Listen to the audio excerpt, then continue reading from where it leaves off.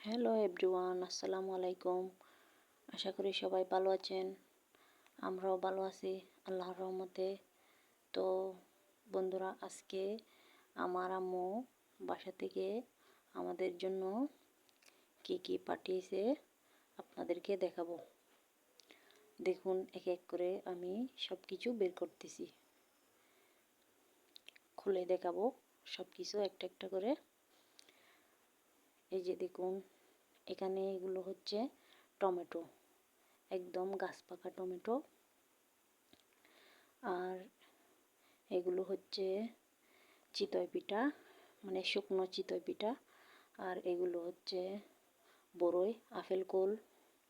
এগুলো দেশি বড়ই, গাছ পাকা দেশি বড়ই, কিছু পাকা কিছু কাঁচা। আর এগুলো শিমের বিচি। আর এগুলো হচ্ছে দেশি মুরগির মাংস। এগুলো ছোটো মাছ। তো বন্ধুরা, ভিডিওটা ভালো লাগলে পাশে থাকবে।